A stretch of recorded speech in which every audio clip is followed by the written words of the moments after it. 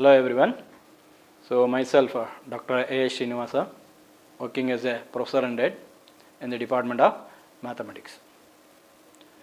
So you know that mathematics it should be deals with the shape of logics and arrangements and also qualities. So whenever you enter to the engineering branch, you should have to learn the mathematics for 2 years. That means you have to learn the mathematics up to 4 semesters. After the 4th semester, the electives will be offered to you. If you're interested, you can take the mathematics also. Okay. In this lecture, so we are going to concentrate on first semester engineering mathematics subject, that is calculus and linear algebra. The subject code for that one is 18MAT101. Okay. The syllabus for this, it containing totally 5 modules.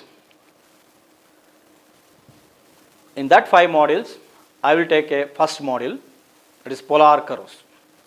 Okay. The polar curves having 5 chapters.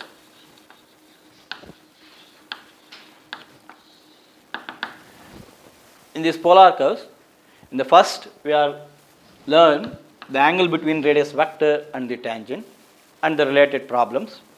In the second chapter, we learn pedal equation and related problems. In the third chapter, it is the radius of curvature and related problems. Here, they particularly mention the problem should be able to solve only for Cartesian as well as polar curves.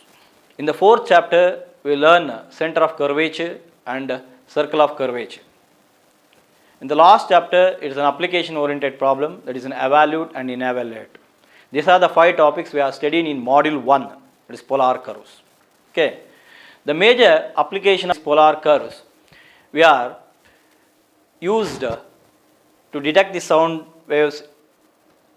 We are going to only see the 2 direction paths, that is an x and y axis, that is an horizontal and vertical distances in case of Cartesian curve. So whenever if you go to learn in the polar coordinates, we are going to find out the exact, that is an absolute path, so which are an absolute distance from this certain point. The polar curves are the describe a directional microphone pickup pattern. And also we are use polar coordinates to determine the exact audio pickup pattern for cardio microphones. And also we are use polar coordinates in day-to-day life. We are having a calculation for involving aircraft, navigation, gravitational fields and radio, antennas, in addition applications in which polar coordinates are used. The polar coordinates having a better mechanism and understanding on electricity and also magnetism. So these are the major applications we have seen in the polar curves. Okay. First let me understand what is polar coordinates. So everyone knew that what is the Cartesian coordinates. In a plane, if you are containing this is a vertical line, this is a horizontal line. This is called as an x-axis and this is called as an y-axis. So this is we called as an Cartesian coordinates. If coordinates containing x and y, we call as a Cartesian coordinates. Okay. So in this Cartesian coordinates, we have to only see a 2 path. If using that path, we can make it as here we are going to find out the distance only in x and y direction, only 2 directions we are going. So particular path we are seeing only 2 directions. Suppose I wanted the entire 360 direction path we needed, in that case we can use a polar curves. Okay. If you make a polar coordinates, if you mark a point, that is a P of x comma y, if you join origin and draw a perpendicular line, this we call as an M. Okay. From this you can call as an origin, that is in an Cartesian coordinates, the distance is x and where distance is y. Okay. If we make an angle of theta, then how to make a polar coordinates? By using your Cartesian coordinates. So it just is exactly in the form of a right angle triangle. So using a right angle triangle OMP, this is an exactly 90 degree, and the length of OP we can call as an R, a distance. So whenever in the polar coordinate, this place we call as a pole, the origin we call as a pole. You have to remember, the origin we call as a pole. So this is for Cartesian coordinates, we call as an origin. In the polar coordinates, we call as a pole. Okay. The distance OP, here OP is the distance R. In the polar coordinates, we call as a radius vector. This is a radius vector. Okay. And your x-axis in Cartesian coordinates, whenever we say in the polar coordinate, this is called as an initial line. So your OM equal to x called as an initial line. Okay. So you have to remember this in case of polar coordinates. This is the notations we are used. Okay. So then after that, using this right angle triangle, we are making two polar coordinates. Okay. In a right angle triangle OMP. So what about I wanted to sin theta? In a right angle triangle OMP, I wanted to sin theta. We know that sin theta is an opposite by hypotenuse. Your opposite by hypotenuse. What is your opposite? It is an y by r.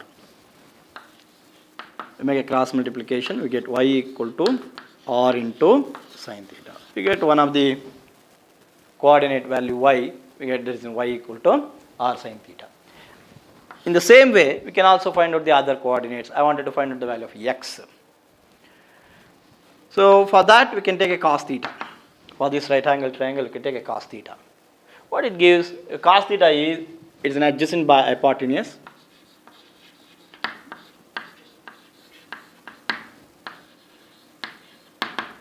What is an adjacent value? Is an x by r. Your hypotenuse, it is an OP.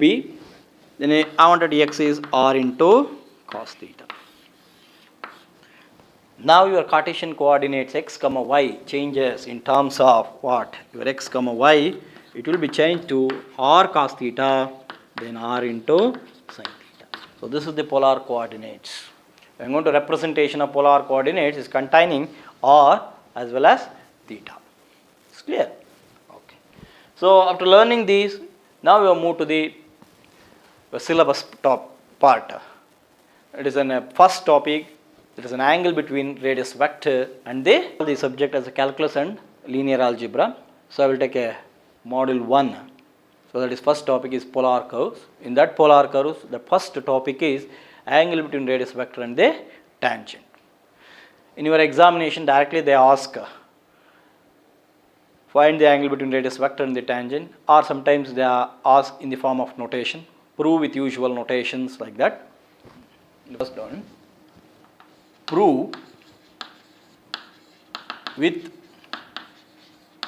usual notations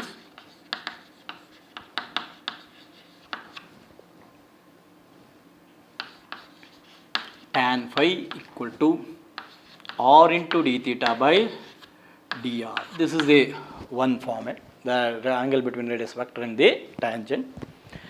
The another format is there. If you take the reciprocal of this over r, you can also say something cot phi equal to, it is an 1 by r dr by d theta.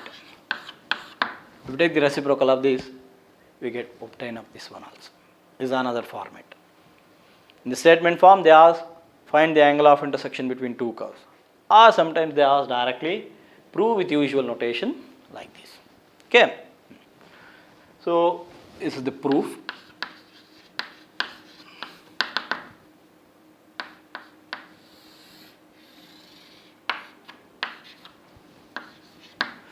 This is our Cartesian curve. So make it as polar coordinates. Now I can take a curve. This is our polar curve. We call it as an r equal to f of theta. For a Cartesian curve, we taken y equal to f of x. Instead of that, we are taking r equal to f of theta is a polar curve. And I mark a point p of x comma y. And draw a radius vector. This is O is a pole. This is P. And draw a tangent. This is the tangent. We call as an M. Here some angle we call as in theta. Here one more angle will be obtained, that is called as psi. Here we call as a phi, and here also phi, because vertically opposite angle. And the distance from O to P we call as an R.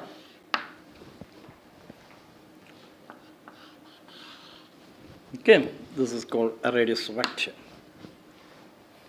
A simple construction is there now after writing this figure. Let r equal to f of theta be a polar curve. Let r equal to f of theta be a polar curve. In that polar curve, you mark one of the point p of x comma y be any point on the plane. P of x comma y be any point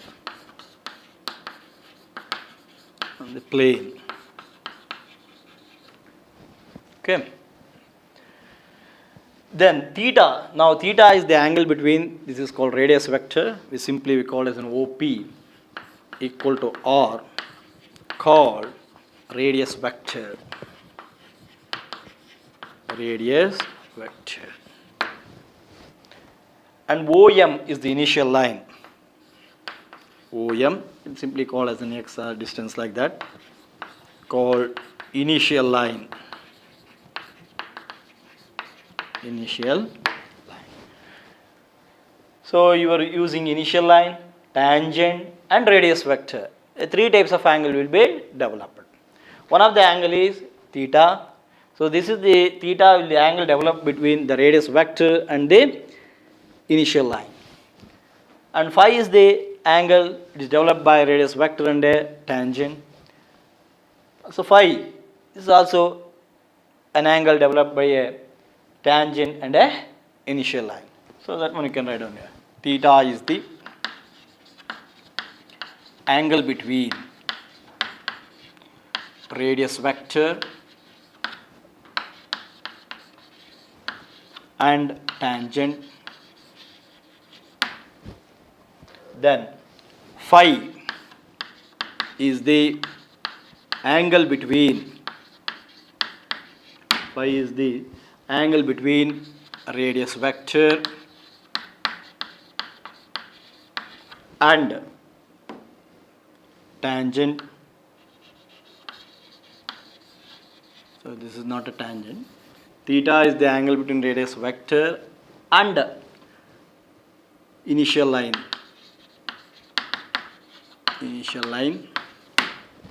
Phi is the angle between radius vector and the tangent. Then psi is the angle between tangent and initial line. Okay. So this is the construction you have to write on that. Let me explain again.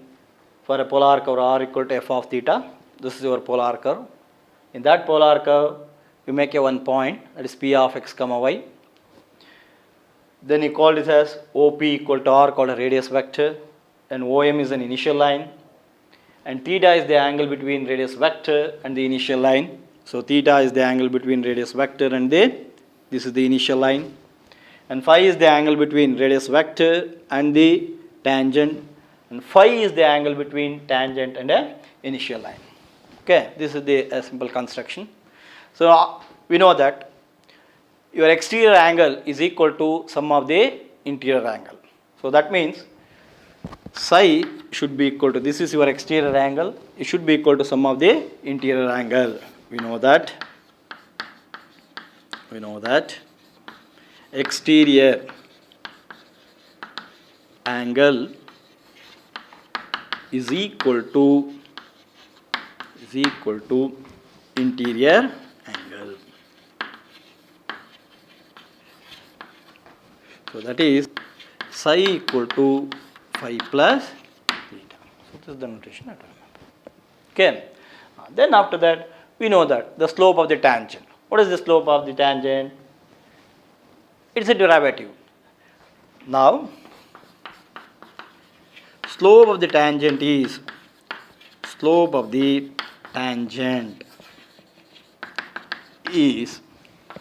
dy by dx should be equal to tan psi. Okay. Now, just you write down in place of psi, phi plus theta. Okay. That is your dy by dx equal to tan of phi plus theta. Now it is exactly in the form of tan A plus B formula. You have to use the tan A plus B formula, that is tan A plus tan B divided by 1 minus tan A into tan B. That is dy by dx equal to tan phi plus tan theta, then all divided by 1 minus tan phi into tan theta. Now call this as an equation number 1. You can call this as equation number 1. Okay. So now we are going to, one stage will be over. So now I'm going to find out the second stage. That means we are going to conversion of Cartesian coordinate to polar coordinates. Okay.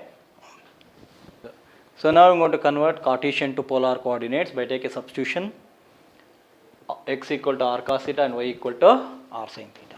So first we take a x equal to r cos theta. Now differentiate this with respect to theta. Now we get dx by d theta.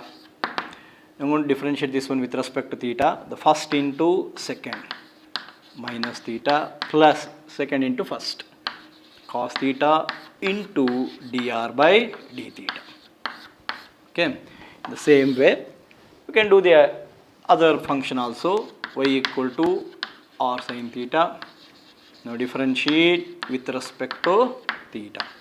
That is dy by d theta, first into second plus second into first. So now both are in Cartesian form is there. Now I wanted to dy by dx. So we know that dy by dx, it is a parametric form is there now. So that is dy by d theta, then all divided by dx by d theta. It is a parametric form is there now. Now I'm going to substitute the respective terms. That is dy by d theta is r cos theta plus sin theta, then dr by d theta.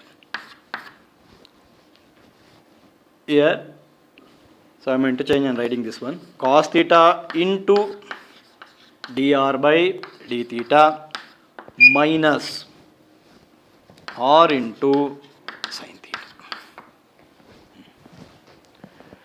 So like one of the term as a common, that is an cos theta dr by d theta. Now take a term as common factor or divide the entire both numerator and denominator by cos theta into dr by d theta. So check what we get now. Divide by cos theta into dr by d theta, both numerator and denominator. Now check it what happens we get now here now.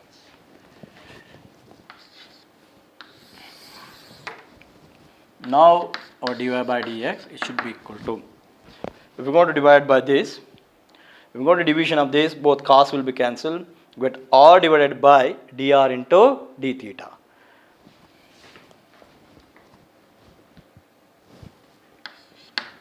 Or simply r d theta by dr. If we divide this one, if we divide here, cos theta will be cancelled. If you take a reciprocal, then r into d theta by dr. Then plus If you go to division of this one, sin theta by cos theta, it is a tan theta, and both dr by d theta will be cancelled. You get only tan theta.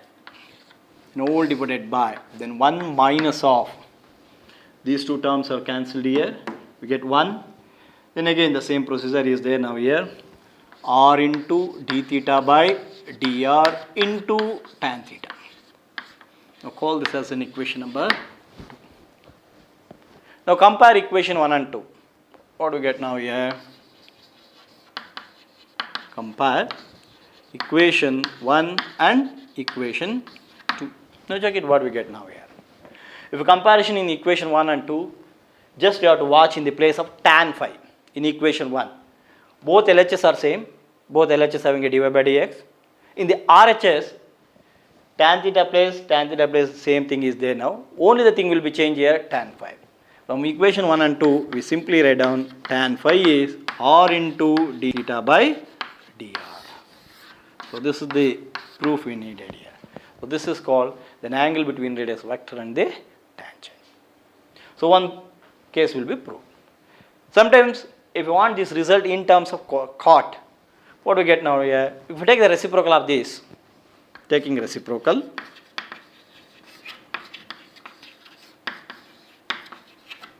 what do you get? Reciprocal of tan, it becomes a cot. If we take the reciprocal of this, 1 by r, r becomes 1 by r. This is become dr by d theta. This is also called another form, the angle between radius vector and the tangent. So this is the proof you have to remember, the angle between radius vector and the tangent. Intersection between two curves.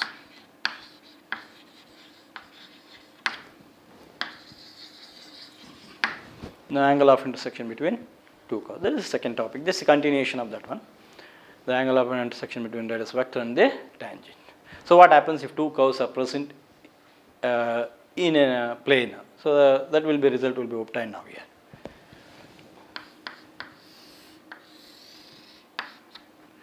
So this is your one curve, and one more curve is there now. Both curve having a same tangent.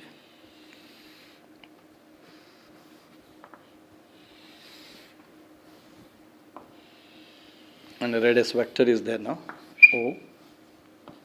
This is P. As usual, this is psi, and this is theta. So here 2 phi 1 will be up here. This is called phi 1, and one more is in phi 2, and this is we call as in phi 2. Here an angle will be obtained now here, that is called as in phi 2. So generally we can write down directly the result of angle of intersection between two curves. Simply we are taking as an tan phi 1 minus phi 2. The result for this, tan of phi 1 minus tan of phi 2, then all divided by 1 plus tan of phi 1 into tan of phi 2. So this is the result we are used to solve some more problems to extract the angle of intersection between two curves.